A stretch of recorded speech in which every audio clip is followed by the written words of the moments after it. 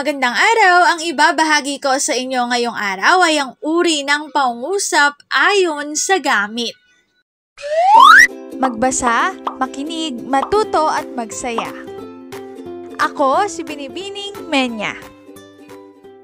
Handa na ba kayo? Tara na, umpisa na nating isa-isahin at pirapirasuhin ang mga detalyeng nakapaloob dito. Maaari kong ibigay ang soft copy ng video na ito, mag-email ka lamang o kaya naman ay mag-message sa aking Facebook page.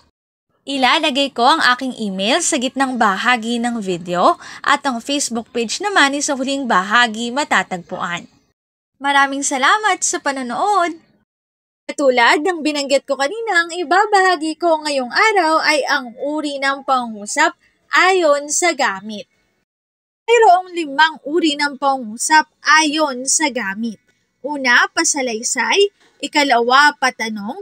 Ikatlo, pautos. Ika-4, pakiusap. At panlima, padamdam. Unang uri ay tinatawag na pasalaysay. Ito ay nagpapahayag ng kaisipan at ito ay ginagamitan ng tuldok. Narito ang halimbawang pangungusap. Ang mga bata ay naglalaro sa parke. Ito ay nagpapahayag ng kaisipan at ito ay ginagamitan ng tuldok. Ang mga bata ay mahusay naglalaro. Sino ang naglalaro sa parke? Magaling ang mga bata. Ikalawang uri ng pangungusap ayon sa gamit ay tinatawag na patanong. Ito ay nag-uusisa o naghahanap ng kasagutan o paliwanag.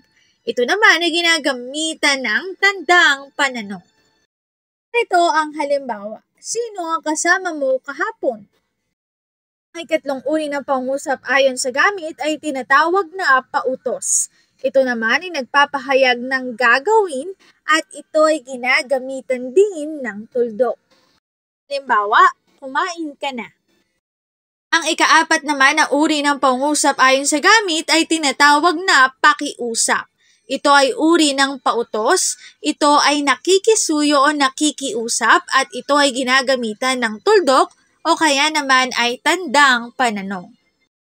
Halimbawa, pwede po bang pakidala ang mga aklat sa aking lamesa? Ang panghuling uri ng pangungusap ayon sa gamit ay tinatawag na padamdam. Ito ay nagpapakita ng matinding damdamin tulad ng tuwa, lungkot at ito ay ginagamitan rin ng tandang pananong.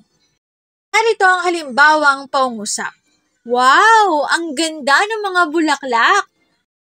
Narito ang aking sanggunian ng mga impormasyong nakatala sa bawat slides. Kung interesado kayo na magbasa pa, maaari niyong bisitahin ang website na ito. Uri ng pangungusap ayon sa gamit. Dito na nagtatapos ang aking pagbabahagi. Sana ay marami kayong natutuhan. Muli, magbasa, makinig, matuto at magsaya. Ako si Binibining Menya. Paalam!